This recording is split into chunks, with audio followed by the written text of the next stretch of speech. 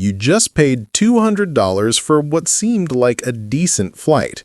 30 minutes in, and suddenly your knees are pressed against the seat in front of you. The person next to you keeps bumping elbows, and you're thinking, why did I even book this? Here's the thing. That wasn't bad luck. It was a choice. Picking the right airline isn't about being picky. It's about knowing some airlines spend money to make your flight comfortable, while others spend it on squeezing more seats into the cabin. And at our age, comfort isn't a luxury, it's a necessity. Today, I'm breaking down 9 airlines, showing you which ones are truly worth your money and which ones will leave you regretting your booking. And trust me, by the end, the best option is probably not who you'd expect. Section 1. Airlines to skip. Here's the reality. You look at fares and see $180 versus $320, and your brain says, why would I spend double? But after speaking with travelers over 50, here's what I learned. The cheapest ticket is rarely the best deal if it means spending hours cramped, uncomfortable, and frustrated. So here's what I actually considered. Not just the price or the fancy marketing, but the things that really matter to us. Will you actually arrive on time? Will your body survive the journey without unnecessary strain?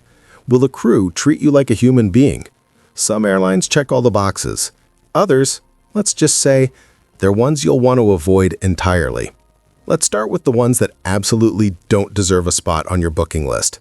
Number 1. Ryanair. You spot a flight for €9. €9! At first you think, this is insane, I'm booking it.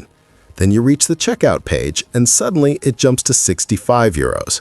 That's Ryanair in a nutshell. And honestly, I respect their honesty. They're not hiding anything. They just make you pay for absolutely everything. Your carry-on bag can cost anywhere from €10 to €25. Checked luggage adds €12 to €25. And if you want a seat that isn't squeezed in the middle, that's another €5 to €15. The worst part? The seats are tiny. On newer planes, there's only about 28 inches of legroom, which basically means your knees are pressing against the seat in front of you. For anyone with knee pain or just someone who values not feeling like a pretzel for a couple of hours, it's rough. Boarding is another headache. Everything is chaotic, and the airline encourages you to rush. If you have any mobility issues, this alone can make the whole experience stressful. My take? Unless you're traveling light with just a backpack and can handle delays with ease, the savings disappear fast. That €9 flight quickly becomes €65 to €80, and for that price, you could have booked a different airline and actually enjoyed some comfort. Number 2. Spirit Airlines. Spirit is essentially the US version of Ryanair, but in some ways it's even more frustrating. The energy on Spirit flights is tense because everyone is constantly irritated about fees. A bag that's just an inch too big? That's $35. Want a seat that isn't stuck in the middle of the last row? That'll cost between $5 and $25. Even the crew can sometimes come across as impatient, which adds to the stress. Here's the thing. The base ticket might look cheap, say $79, but once you add bags and seat selection, it can easily jump to $140. For the same $140, you could fly Alaska Airlines on the same route and actually enjoy the trip. Passengers also report that cabin cleanliness is inconsistent. Some flights are fine, others are questionable. If you care about basic hygiene, Spirit is risky. It's tempting to go for the low price, but you'll likely end up spending more and feeling worse for it. Number 3. Frontier Airlines. Frontier appears inexpensive on the surface, but their on-time performance is a serious concern. They operate with extremely tight turnarounds between flights. When the first flight is delayed, and delays happen, there's often no buffer, which can lead to missed connections or canceled subsequent flights.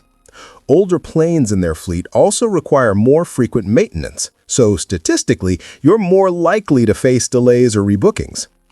If you're traveling solo with a personal item and no strict schedule, it can work. But if you're heading to see family, catching an event, or have a tight connection, Frontier isn't worth the risk. Saving $40 doesn't justify spending hours waiting in an airport. At our age, long rebookings and unexpected delays aren't just inconvenient, they're exhausting.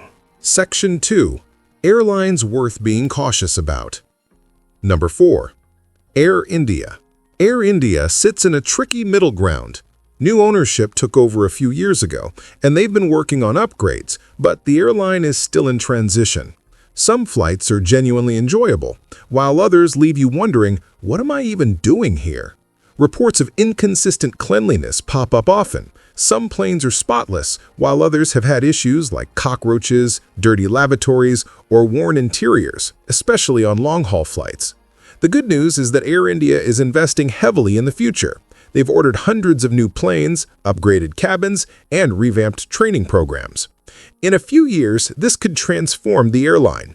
Right now, though, it's a gamble. My advice, if you're flying Air India, aim for their newest aircraft, the Boeing 787s and A350s, and avoid the older 777s. A practical tip I follow is to bring disinfecting wipes, inspect your seat and lavatory as soon as you board, and if something seems off, document it with a photo. Air India fares are genuinely competitive, but make sure you're on a modern plane before committing. Number 5. British Airways. British classic prestige, the accents, the uniforms, the reputation, and yes, sometimes it lives up to the hype, but much depends on which aircraft you get. A newer 787 or A350 offers modern seats, improved air circulation, and updated lavatories, while older 777s can feel decades behind, with cramped cabins and outdated Club World seating. My honest take, British Airways works if you're willing to do a little homework. Check the specific aircraft for your flight. If it features the new Club suites, go for it. If it's an older plane, consider alternatives. Their transatlantic network is solid, connections are generally smooth, and the lounges are decent, but that efficiency comes at a price. Short-haul economy has tightened over the years as well. More seats crammed in mean less comfort. 2 minutes of research on BA forums or the website can save you from an unpleasant surprise. Number 6. Aeroflot. Aeroflot used to be a major international carrier, but today it's much more limited. Due to geopolitics and sanctions, it no longer flies to the US or Europe except on specific Russia or Central Asia routes. Even then, there are better options available. I mention it only because some travelers might be curious, asking, what about Aeroflot? My advice? Skip it. Turkish Airlines or Air Astana offer smoother, more reliable options to Central Asia without the complications. Number 7. American Airlines. American Airlines is a bit of a mixed bag.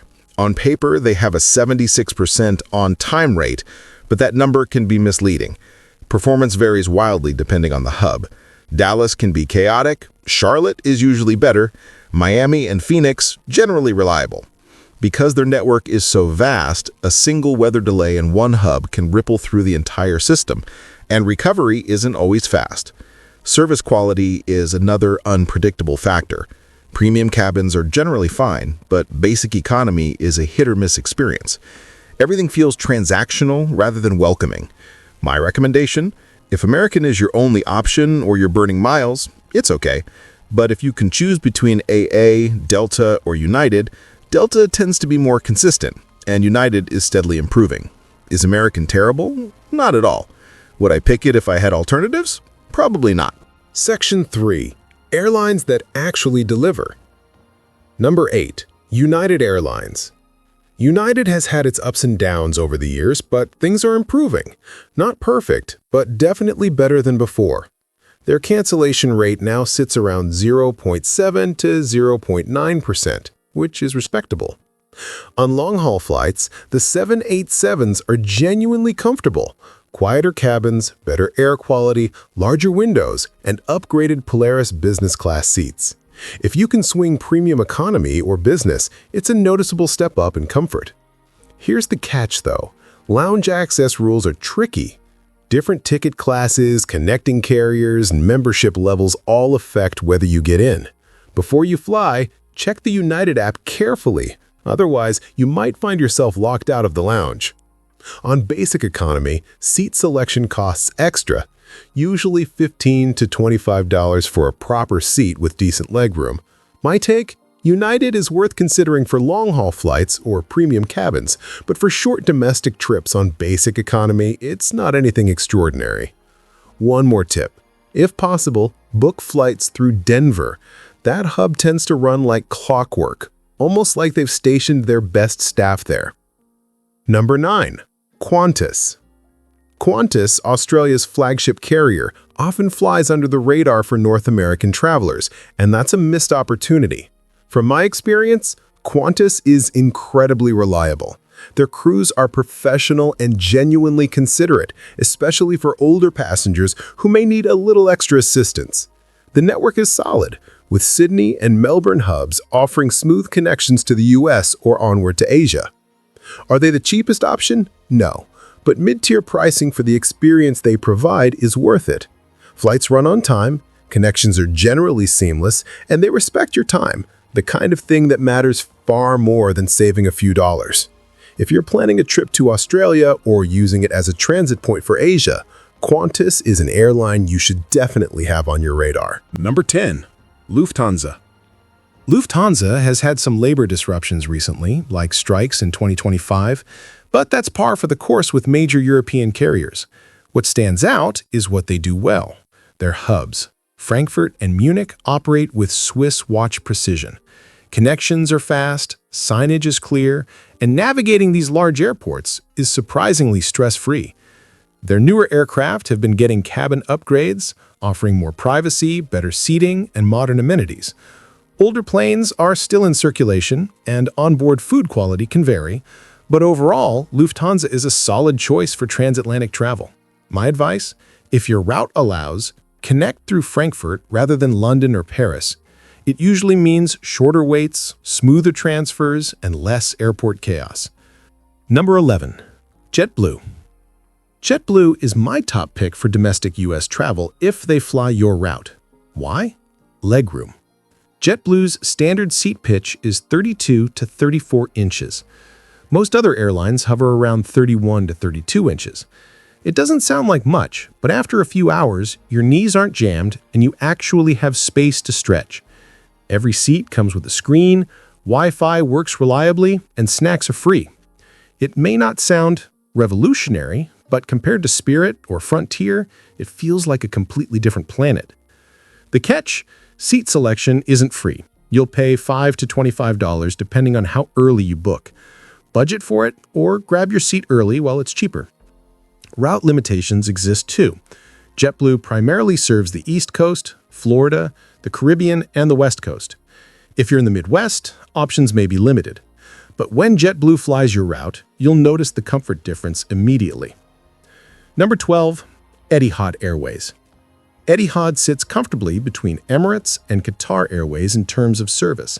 It's usually cheaper than both, but maintains nearly the same level of quality. Their newer fleet, including 787s and A350s, means low cabin pressure, better humidity, and quieter cabins. Long-haul flights feel noticeably easier on the body. Service is professional, consistent, and no corners are cut. Abu Dhabi's hub is modern, easy to navigate, and efficient.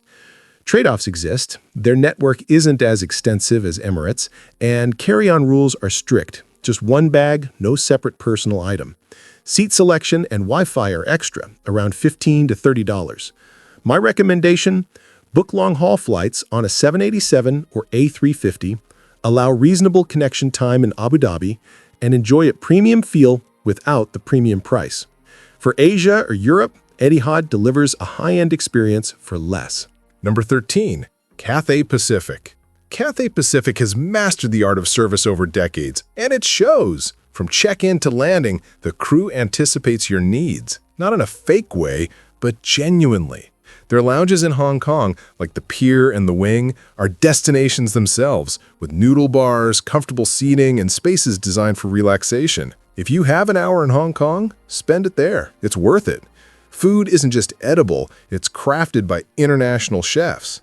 Cabins are modern, crews are highly trained, and the overall experience feels respectful and polished. Pricing is mid-tier, neither cheap nor outrageously expensive, but for the quality you receive, it's genuinely worth it. If you're flying North America to Asia or connecting through Hong Kong, Cathay Pacific transforms travel from a chore into a genuinely pleasant experience. Number 14. Japan Airlines, JAL. Japan Airlines is seriously underrated. Most people only consider it for trips to Tokyo, but that's a mistake. Every aspect of the experience is thoughtful. Seats are comfortable with good padding and headrests that actually support your neck. Little touches, cup holders, AC outlets, aren't accidental, they're deliberate. Service is consistently high, lavatories are cleaned frequently, and Wi-Fi actually works. The entertainment system blends international and Japanese content seamlessly. Boarding is surprisingly fast and organized, even on full flights. It's almost like watching a choreographed dance. JAL primarily flies West Coast to Asia routes, including San Francisco and Los Angeles to Tokyo, with connections to Southeast Asia.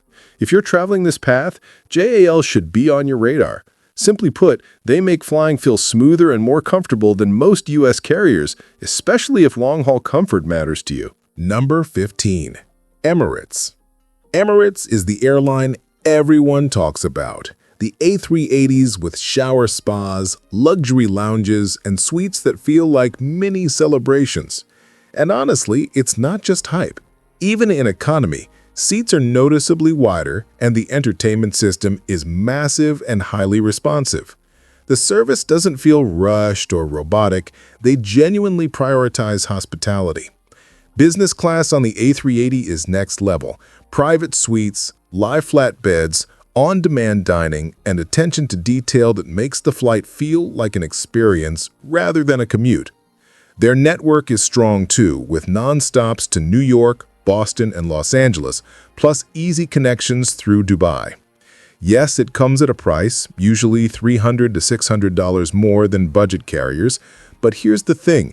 If it's a milestone trip, a special celebration, or a journey you want to feel memorable, Emirates delivers that "this is special" vibe. You're not just traveling, you're making the flight part of the experience. If you can swing it, try it at least once. Now I want to hear from you. Which airline are you flying next? Or have you flown one of these and had an experience wildly different from what I described? Drop a comment below. I read every single one, and your insight might save someone else from a rough flight. Thanks for watching, and I'll see you in the next one.